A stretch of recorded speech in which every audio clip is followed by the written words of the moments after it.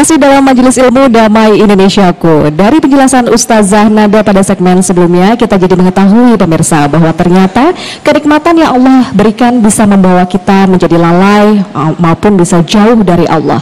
Na'udzubillahi min zalik. Nah, lalu bagaimana pemirsa cara kita menyikapi ujian kenikmatan yang Allah berikan supaya kita tidak terjerat dalam bahaya istidraj? Pada segmen 3 ini pemirsa, guru kita yakni Ustadz Azhari Nasution akan memberikan penjelasannya. Bismillahirrahmanirrahim. Assalamualaikum warahmatullahi wabarakatuh.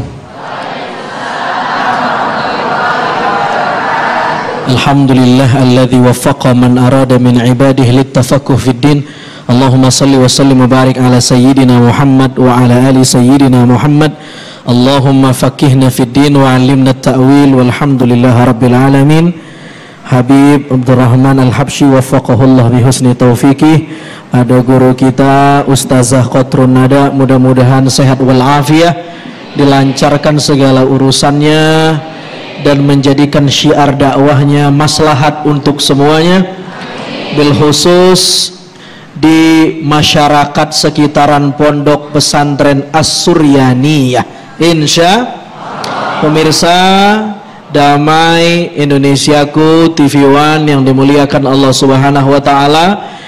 Hari ini tema kita menarik sekali, tentang ujian. Diuji dengan kenikmatan. Saya pengen tanya sama ibu-ibu. Bu. Masih hidup nggak nih? Kalau dikasih pilihan, ibu mau dikasih musibah atau bala?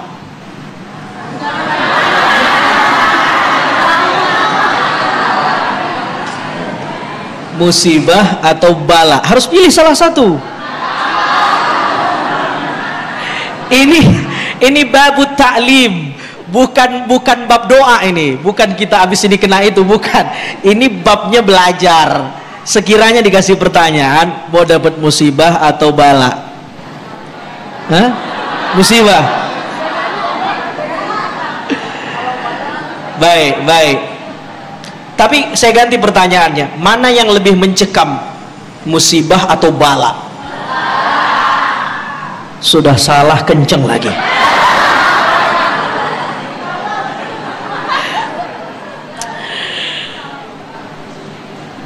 Musibah Al-Quran punya beberapa diksi ketika bicara ujian. Salah satu diantaranya misalnya musibah. Musibah itu kata para ulama, salah satu maknanya adalah ar-ramyah, lemparan. Al-Quran mengatakan, wa ma asabakum min musibatin fabima kasabat aydikum. Allah memberikan musibah kepada orang itu karena kesalahan tangannya. Zaharal fasadu fil barri wal bahri bima kasabat aydikum. Kerusakan terjadi di mana-mana, banjir datang, lalu kemudian bencana alam, longsor, boleh jadi karena human error, kesalahan tangan-tangan manusia yang tidak bertanggung jawab. Itu musibah atau bala? Musibah. Kenapa? Karena kesalahan kita.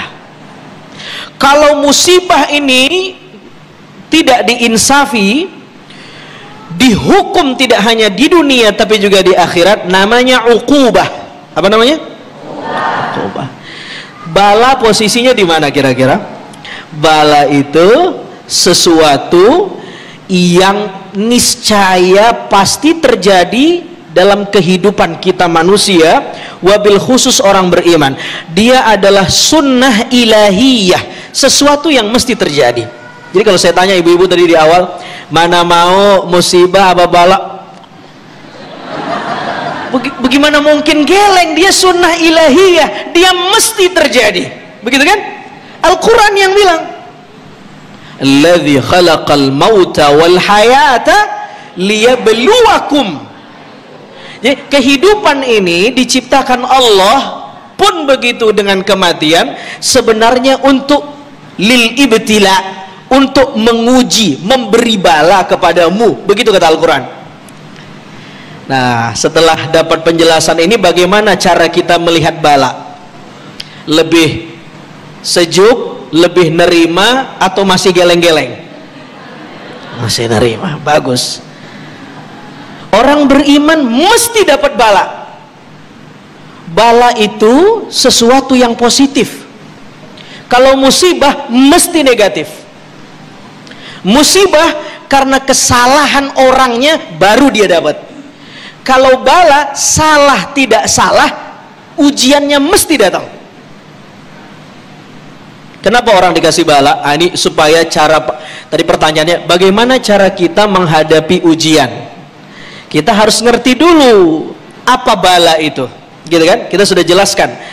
Nah, sekarang apa hikmah dari bala? Al-Quran bilang satu ayyukum ahsanu amala. Dia merupakan sesuatu yang niscaya, sunnah ilahiyah. Tidak mungkin kita hidup tidak dapat bala, itu nggak mungkin itu.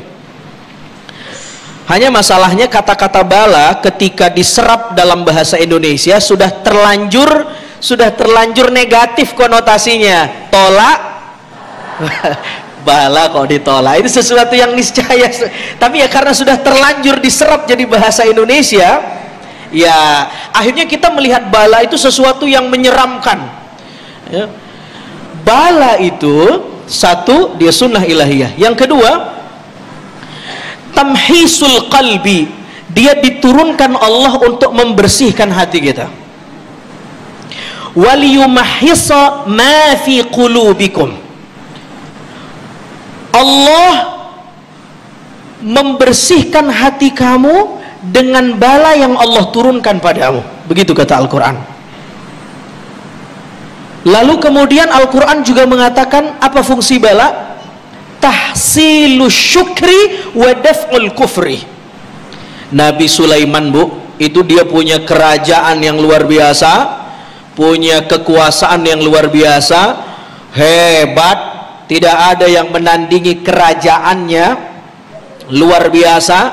Tapi ketika dikasih kerajaan yang luar biasa itu, apa kata Nabi Sulaiman? Liyabluwani ashkuru am akfur. Tuhan sedang memberi bala kepada saya. Dengan bala ini kira-kira saya makin syukur atau makin kufur. Jadi bala itu diturunkan untuk tahsilu syukri wa daf'ul kufri, supaya kita jadi orang bersyukur, tidak kufur, gitu kan? Halo, Assalamualaikum. Halo, masih hidup nggak nih, Bu? Kalau orang tidak ngerti konsep bala, stres hidupnya. Udah nyalek kagak tembus, stres itu. Tapi ini TV One telat ini. Ini mestinya tema ini sebelum pemilu ini, supaya tidak ada caleg yang stres. Dia harus paham dulu konsep bala, konsep ujian. Nggak tembus, banyak jalan untuk berkhidmat untuk negeri ini. Tidak mesti jadi pejabat. Anda jadi guru bisa berkhidmat untuk bangsa. Anda jadi pengurus majelis taklim bisa khidmat untuk bangsa. Anda jadi apa lagi? Banyak jalan untuk berkhidmat, bukan harus menjabat. Jadi saya ingatkan, mudah-mudahan jangan stres, karena ketika belum masa pencoblosan fotonya senyum, saya takut karena tidak terpilih senyumnya berkepanjangan. Saudara yang dimuliakan Allah Subhanahu wa taala, liyabluwani ashkuru am akfur. Dengan bala kita makin syukur atau makin kufur. Banyak sekali fungsi bala itu. Dia tadi sudah jelaskan sama Habib, dia bisa sesuatu yang kita senangi, bisa sesuatu yang tidak kita senangi. Nabi Ibrahim diberi bala, isi balanya adalah disuruh menyembelih anaknya. Al-Quran mengatakan itu bala yang nyata buat Nabi Ibrahim. Dalam surah As-Saffat, bayangkan kalau ibu disuruh nyembelih anak. Jangankan nyembelih anak, nyembelih uang jajannya kadang-kadang kita nggak tega tuh. Mas Sofyan, silakan Mas Sofyan. Baik, terima kasih Ustaz Azhari Nasution. Menarik sekali apa yang kita bahas pada kesempatan siang hari ini, yaitu dengan tema besar bagaimana ketika kita diuji dengan kenikmatan-kenikmatan. Nah, pemirsa, kita akan mengelaborasi tema yang besar ini dengan segmen tanya jawab, tapi nanti bersama guru-guru kita.